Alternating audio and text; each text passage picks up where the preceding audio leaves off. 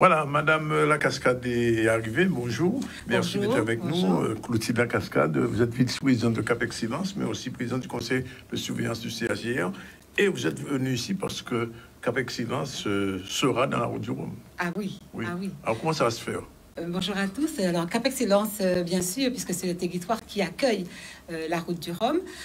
Bien sûr, la route du Rhum est portée par la région Guadeloupe, mais Cap Excellence se doit d'accompagner, en tout cas, cet événement que nous attendons et que les Guadeloupéens attendent.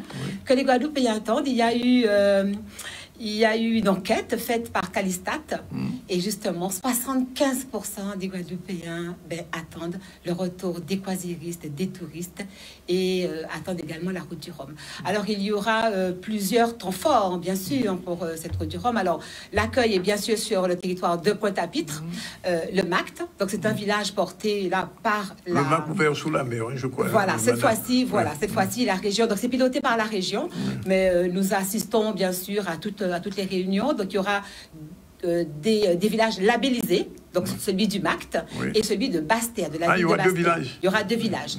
Oui, parce qu'il faut aussi que les Basse-Terriens, en tout cas toute la population de Basse-Terre profite, même si le village ne va pas durer autant de temps. Nous, au niveau de Pointe-à-Pitre, donc l'ouverture du village sur le MACT, donc ça sera du 10 avec un lancement sur la ville de Pointe-à-Pitre, 10 novembre, voilà, 10 novembre au 27 novembre. Mais après, la région donc a décidé de poursuivre jusqu'au 5 décembre avec des animations. Voilà. Alors nous, au niveau de Cap Excellence, nous aurons un stand, bien sûr, au MACT.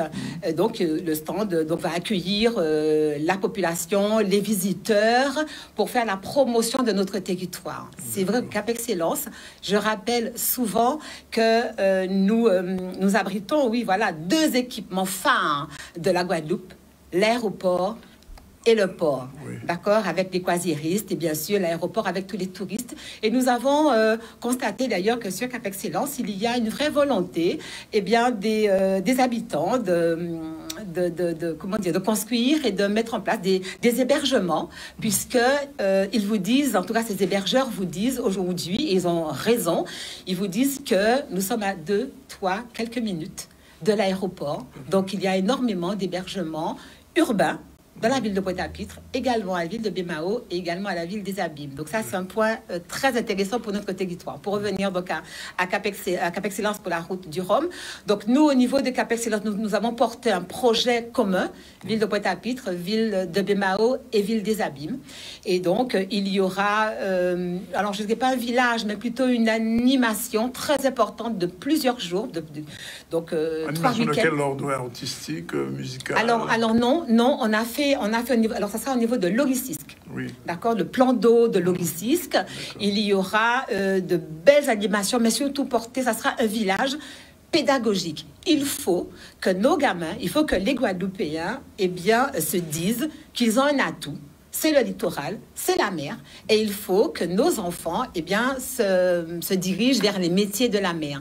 Et il y a une vraie adhésion de Pôle emploi, du lycée de Blanchette, du lycée de Marie-Galante aussi, qui fait donc la formation de marins, de capitaines, etc. Et donc, sur ce village, il y aura aussi un showroom, parce que la mer, c'est aussi les bateaux, c'est aussi les jet skis, enfin voilà. Et toutes les activités, les sports nautiques qui seront au niveau de Logistique. Alors, sur la place de la Victoire, alors je ne vous cacherai pas que les pourparlers ne sont pas tout à fait définis, mais c'est vrai que la ville de Pointe-à-Pitre, c'est elle qui accueille donc... Elle sera un petit peu embellie quand même, Pointe-à-Pitre. Oui, bien sûr, on ne peut pas recevoir. Déjà, Monsieur Zandronis, vous savez très bien que le président de Cap Excellence et donc l'élu, je lui fais un petit coucou, Madame Fetfoul, a beaucoup travaillé avec ses équipes, bien sûr, sur la façade de la Renaissance. La Renaissance, j'y étais, j'ai vu. D'accord, donc vous voyez, donc pour la route du Rhum, les équipes travaillent. Il y a effectivement beaucoup de subventions, beaucoup d'argent dans l'embellissement de Pointe-à-Pitre et également des villes membres, puisque le président de région a voulu, en tout cas lors des réunions, c'est le message qu'il a voulu faire passer, c'est que tout le territoire de la Guadeloupe doit vivre doivent vivre au cœur, bien sûr, de la route du Rhum. En tout cas, nous, au niveau de Cap Excellence, nous prendrons toute notre part. On va faire vivre ces moments-là. Et puis, la population en a besoin. Je ne sais pas si vous avez vu comment les gens se sont déplacés pendant les vacances. Madame parlait des remèdes rasiers. J'ai eu la chance de ne pas connaître. C'est pas par rapport à mon âge, hein, mais c'est parce que, bon, ma mère était infirmière et donc, elle nous a pas fait subir. Elle nous a pas fait subir ça, mais je suis de la génération, effectivement, où j'aurais pu connaître voilà, cette purge. Et donc, vous avez remarqué qu'il y a un retour à la nature, où les gens veulent sortir, connaître ce qui se passe. Et sur le territoire de Cap Excellence, nous allons travailler avec des artisans, nous allons travailler avec des acteurs économiques, de nouveaux acteurs. Je prends un exemple, il y a un jeune pointois qui a ouvert une auberge de jeunesse, par exemple, au cœur de Pointe-à-Pitre. C'est un défi incroyable, qui est très soutenu par Cap Excellence, par la ville de Pointe-à-Pitre et par la région. Et dans ce bâtiment, eh bien, il y a donc au rez-de-chaussée, vous avez tout ce qui est culture, à notre étage bar lounge et au-dessus l'auberge de jeunesse pour accueillir eh bien, ceux et celles qui veulent être au cœur du territoire. Alors, je pose quand même la question parce que quand il y a la route du Rhum, c'est le moment où les artistes aussi en profitent pour faire leur show. Alors est-ce que il y aura des animations? Déjà les animations portées par le village du Macte. Oui. Donc là, ce sera une programmation faite par la région, mais nous, au niveau de Cap Excellence, bien sûr, on va animer de manière quotidienne notre stand déjà de Cap Excellence, mais également les rues de Pointe-à-Pitre, parce que la place de la Victoire est un lieu. D'ailleurs, il y aura les IMOCA. Il y aura les IMOCA au niveau de la DARS. Oui. Donc là aussi, on a créé une déambulation. Les visiteurs partiront donc de l'Augustice et iront en déambulation, soit à vélo, soit à pied, soit en marchant, jusqu'au Macte. Juste un dernier point quand même. À Cap Excellence, je sais que le tourisme, c'est aussi votre affaire. Oui, je suis déléguée au co-tourisme.